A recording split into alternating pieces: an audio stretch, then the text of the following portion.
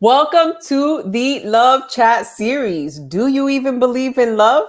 My name is Virginia Jimenez. I'm a love coach and founder of Love Camp. Oh, and I am so excited. First of all, let's just start off with this is the first Friday that I've done the Love Chat series. And it's just because there's such amazing stories out there. And today we have an amazing guest who's sharing her love journey story with us today. And I can't wait. I can't wait to get that started. Her name is Vena Sterling, as you see, the beautiful Vena Sterling on this Friday afternoon. Thank you so much, Vena, for being with me today. Thank you. Thank you for having me.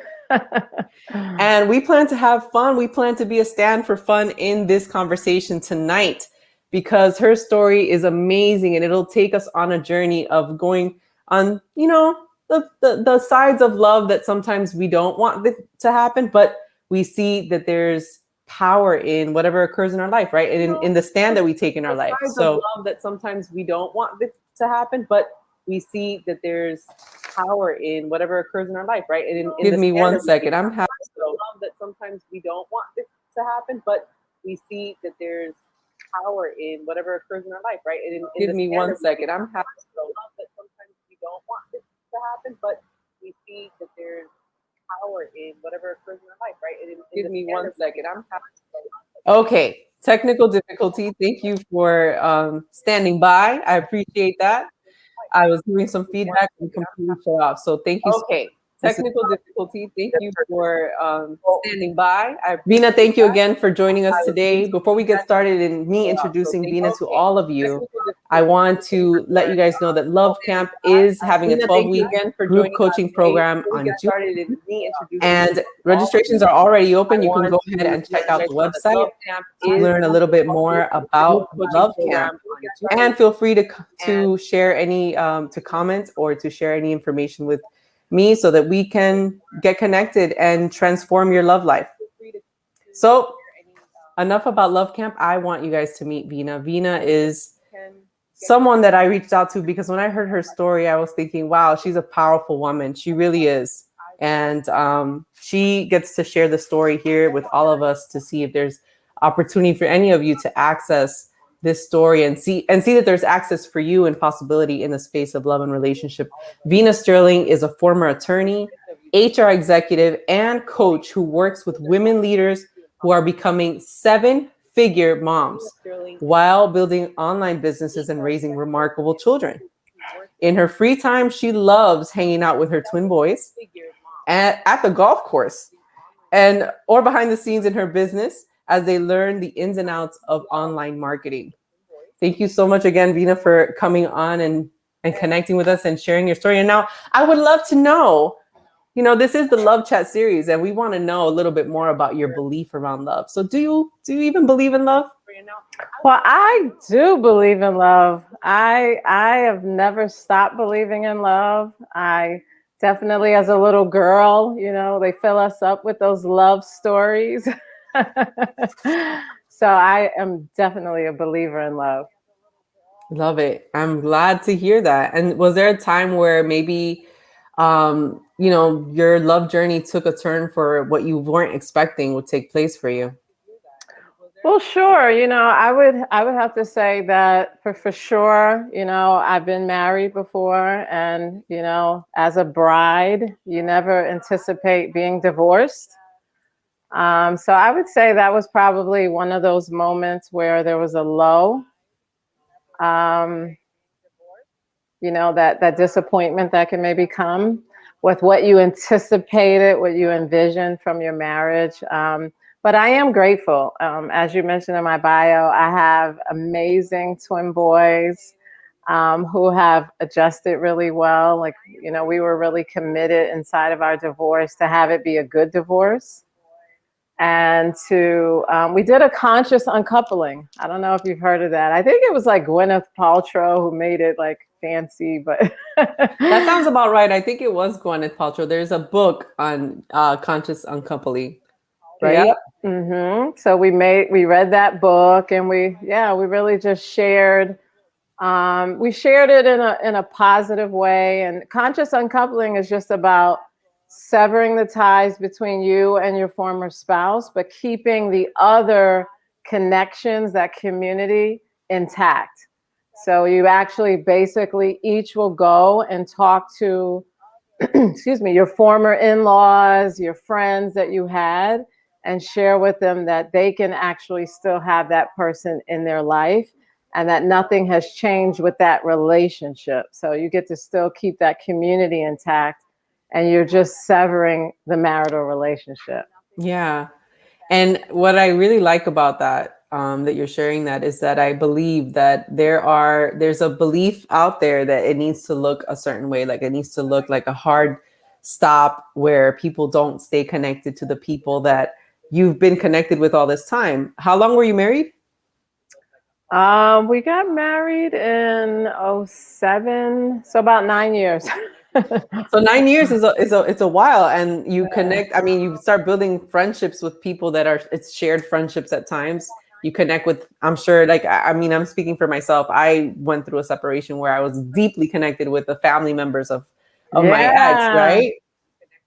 Yeah, for sure. And you know what I did is I had those conversations with his family. He has family in Jamaica, so visited them. And you really just it's up to you to communicate with them so that community stays intact, really for the sake of the children, you know. So we did that. We agreed to live really close together so that, you know, we would support the kids in that. And you know, they've done really well. They blossomed. They know that we both love them. And we were able to keep that love community in place, right? So the marriage ends, but the entire thing doesn't have to end. And, you know, make sure that during the holidays we do get together. So, because one of the things I read that was interesting with divorce is that the kids rarely even have their parents together in photos. It's really like you know, like a split down the middle.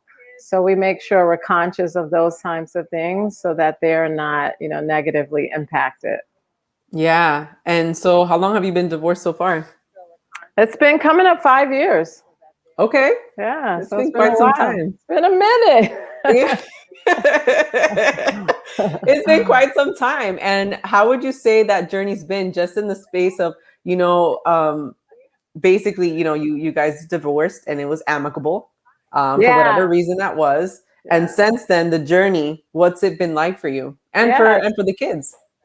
Yeah, it's funny because it was amicable. I remember reading in law school like irreconcilable differences. I'm like, oh, that's really a thing. But it was amicable.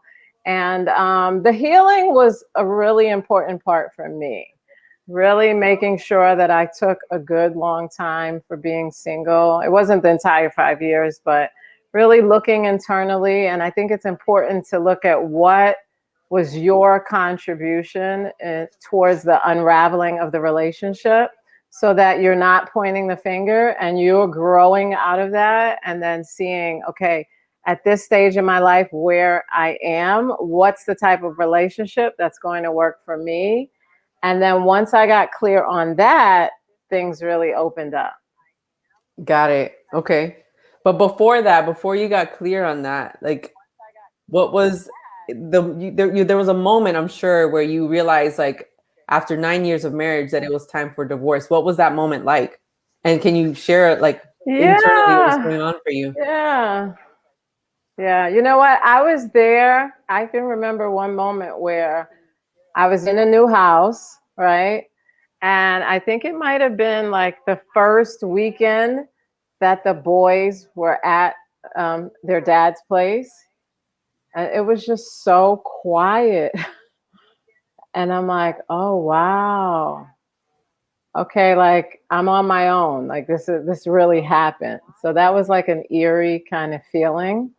Thankfully, we had while we actually nested for a while. So after we had decided to divorce, we still lived on like separate floors in the same house, and we started like doing every other weekend, but like while we still lived together, so that when we moved, the boys wouldn't feel weird. Yeah. Um, so I was used to that, but in the same house, you know, it just wasn't like my thing. So that first time they went away, it was just this like, and listen, I lead meditation and all that stuff. I'm okay with silence, but it was like, it was like just a big, huge silence. Yeah. That when you say that, it takes me back to where I was when I was experiencing that. It was been 11 years already. The first time they were off, and my kids were really small at the time. How old were your kids when it They were occurred? 6. 6. Okay. Yeah, so My they were kids. 6. And then I would also say maybe Christmas. The last Christmas that I had was like the first Christmas where I wasn't with them, because of the pandemic. There's just a lot of, things have been wonky. Yeah. This year has been wonky. um, but that was interesting too. But something really exciting happened out of that. I met someone special during that Christmas time. So that's been cool. Well, then tell us about that. So let's recap a bit. So basically, you went through the divorce amicably. You decided that you were going to communicate with everyone and be responsible essentially for your part in it, right? And Mhm. what would you say that is before you share like more about where you are right now in your Yeah. relationship with somebody new? What did you take responsibility for in your prior marriage, in your marriage? I would say for sure, a lot of us professional women, we have this like drive in our careers. And like, I definitely had a lot of masculine energy. Like, we're going to do it this way, let's do this. And I don't think that I really gave space for that masculine counterpart, because I was just running everything. I don't know if I might be dating myself, but the commercial, like, you can bring home the bacon fried up in the pan. I was just doing everything, just doing too much. So I would say that for sure, that one thing is, I would say, the most important thing. And communication, learning how to like own my feelings and share them. The way I grew up, it was like, you let them know like what they're not going to do and how it's going to be. And it was much more comfortable for me to be angry, and pissed off, versus like just sharing authentically how I feel and maybe make a request of a way to do it differently. So for sure, feminine energy and communication. So that's what you've embraced. Basically, that was part of the responsibilities, your communication and your way of being, essentially. Yeah, for sure. Yeah. Love it. Yeah. Okay. I love it. This is awesome. Well, because it's a huge deal, especially the communication part, and how it lands for other people, which could sometimes, impact, of course, like it influences the way both people are being in a relationship, right? How we For sure. communicate. And so I hear that you took responsibility for like reviewing essentially where you were showing up and not making Yeah, it we looked wrong at the either. real. We looked at the real. Yeah, right. You guys look back at the reel to see where it was, how you were operating. So that's awesome. So 5 years later, in December, Christmas shows up. You're having a fantastic Christmas during quarantine. Let's just put it like that, right? And you get to experience an opportunity, I think. Correct? Yeah, yeah, Share more about this opportunity with us. yeah. Well, it was good. I would say about 3 years into the divorce, I was really at a place where I felt like I could be open to being married again. And I knew what I wanted. I knew I wanted like a Christian-based relationship. I wanted to be in my feminine energy and be with someone who could, take things on inside of masculine energy and be like a leader in the home. And so I enrolled like some of my friends, right? In terms of like, I created a project, I like to call it a game, but I created one. I looked at what was important to me. And for me, I'm committed, of course, to my boys, and I wanted someone who could make a difference in their lives. So I came up with a foundation, starting to build that from scratch. And I told my friends that I wanted them to send me mentors who could be role models for the boys inside of that community. And they would get bonus points if he was single. So I had a friend who, my friend Rosie, she introduced me. She ran into my guy, Christmas Eve. And basically put us together, and the rest is history. Wow. So wait, you created a game, foundation, you said, correct? Yeah. And the foundation was what? Was it geared towards actually? It's called Kings in Development. It's still in the formation stage, and it's actually built to empower young Black men to embrace their inner king. Mm, And so I created one of the things that some of the research has shown is that sometimes young Black men don't have enough role models in the community, in addition to their father, but just not seeing themselves in a positive way in the community. So I wanted to have a foundation that was basically a primarily faculty of Black men who were successful in their careers. And so I told, my friends that send me folks for the foundation. And it was like, we call it one conversation, multiple outcomes. yes. I love it. I didn't know if it would work. It actually did. I just kept declaring that, I was getting married and this is what I was creating. And, yeah. I love it. So yes, multiple outcomes. I love it. And I mean, I know this is off topic, but would love for if anyone that's listening right now, because this is live and they might fall off before the end, if where would they reach out to you if they wanted to learn more about the foundation? Because I'm a stand for that if that's still ongoing, and I just want to make sure we point that out. Oh, So, yeah, Vena? for sure. The best place I would say right now is LinkedIn. I'm building out my other social media profiles. But you can always find me on LinkedIn, Vena Sterling on LinkedIn. Yeah. Okay, perfect. No, that's like a little Thank you. commercial, break from the story. But I think it's just important because it sounds like you're doing big things aside from creating this possibility of you having love in your life. So once we had your friend Rosie introduce you to this individual that comes on to be part of the foundation, what took place after that? Share the details. How did that occur? And what was the juicy details?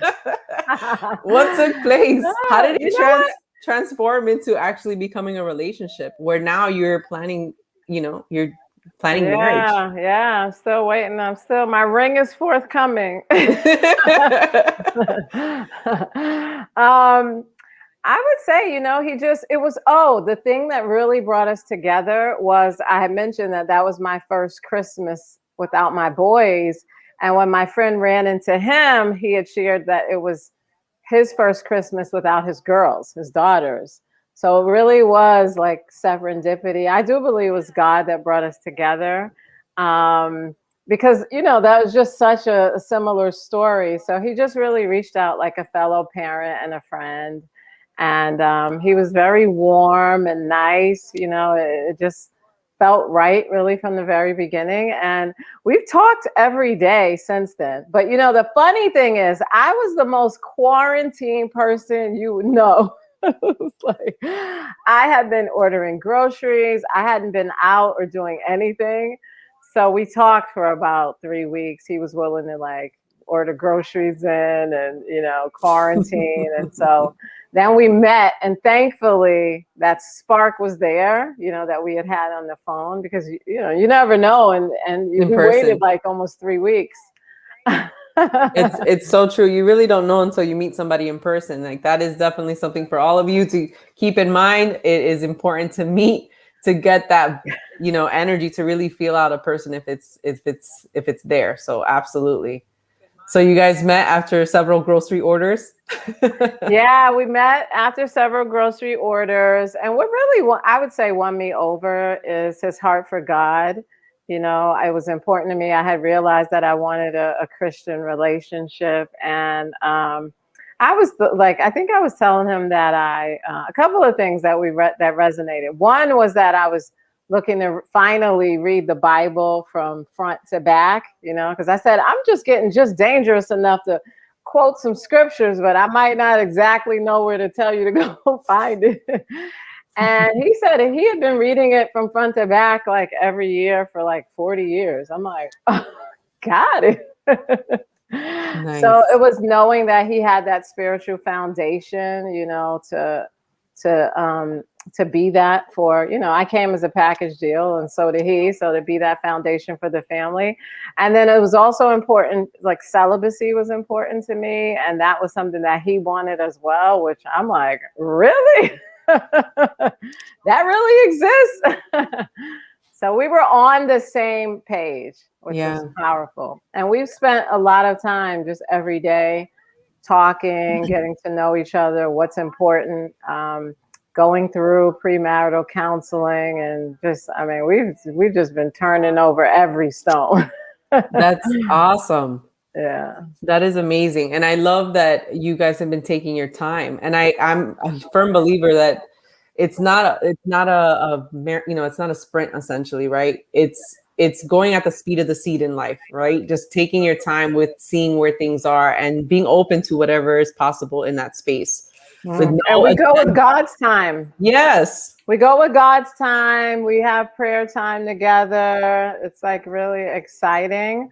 And it feels like in the calendar maybe quickly, because we were talking about marriage like a month in. That was like unprecedented, but it feels natural to us, and we are turning every stone. And yeah, we're going on now. We just made 5 months and we're, planning to get engaged soon and be married fairly soon as well. So yeah. I love it. Love it. So I wanted to go back a little bit to this time where, you said it was 3 years after the divorce where you had a moment and you had a moment where you were feeling like, okay, you're ready. What was it that you felt like you weren't ready before, that, for 3 years you weren't? So what was it that caused you to actually become ready? I don't know. I don't know that anyone just getting out of divorce is just it's like, tap Absolutely. me in, let me go back in. So I think it's natural. I mean, some people do it. I don't know how that ends up working out, but let me think. What had me know I was ready? You know what? For me, it was like I was at a place where I didn't feel like I needed to be married, like ever, but there were things in my life that I definitely wanted to share with someone. There are dreams and goals that I feel like it would be nice to have a companion with on the journey. And I think, with my spiritual Christian background, they say when two touch and agree, that's even more powerful. So to have that powerful partner as a prayer partner and as someone who's really loving, and also to be a good role model for the boys, and I think it's super fun also that he has girls, because I'm a stan. I'm committed to women leaders. They're very successful women leaders in the world. He has an amazing, family that I'm starting to get to meet, and looking forward to him, meeting more and more of my family. So, it's just it's a love circle. Love camp. Love camp.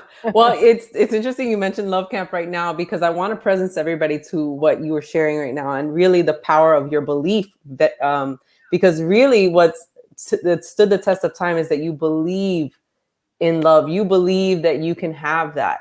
You believe that you have it. It's a done deal. Yeah. And 3 years after you divorced, something sparked inside of you that said, okay, it's true what you said. There's a time to give yourself space to reconcile what's occurred, to reconcile with yourself, to give yourself what some may call healing, whatever that looks like, right? Just to reconnect with ourselves, especially after we've had a long relationship that ends. And especially as a parent, right? Because now you're managing not only your emotions, but now you're also concerned about the emotions of your children. So that's, definitely takes some time and space. And then something occurred for you. It's like, okay, it's time for me to start becoming open. And the belief that you had around love, that it's accessible to you, that it's available, that it's not lost. Essentially, it never was actually. And you never believed that it was. It's just that you took time to be with yourself and to connect with God. Yeah, for sure. And you know what I would add? I would say my empowering belief, the thing that I saw is that I am love. It's not like something outside of me to go and get. was really like getting in tune with who I am and my connection. It's like who God says we are. And then I also remembered when you talk about the children's emotions, they were the ones that told me like they were ready for that. I'm like, really?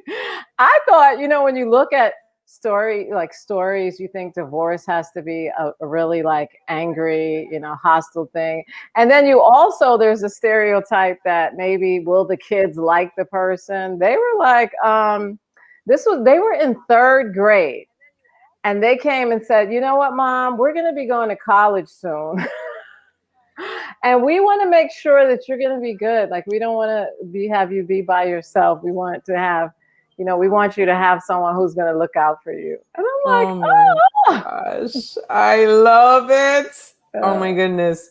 And it's interesting how you have boys. I have boys too. I have two boys. Mm-hmm. So when my oldest was 5, he saw that I was still in the trying to work the relationship out. And he was 5 and he said, Mommy, you're not happy. And it was clear for me, like what you're explaining. It's like these children know, and they know, and they express it, and they saw that you were ready for it. And I'm so happy that they shared that with you so lovingly. Like, Mom, we want to see you, we want to see you be with somebody. We don't want to leave you here by yourself. Oh, that's so beautiful. Yeah. And so we started writing down a list of what they wanted. Wow. The criteria. So they helped you build that list. Yeah, we have fun too. We have fun with it. So that's cool. Yeah. That's an amazing game. Well, I want to thank you, Vena. I mean, we could probably go on and on and on. I realize that we have come to a time where we need to say farewell, and we will see you on another conversation. But I definitely want to hear any parting words that you might have for anyone out there that's listening that might find themselves in a space that you were in at once before, right? In facing divorce, and how it's possible to still discover, to do it amicably and find love. Is there any parting words you'd have? Yeah, I would say just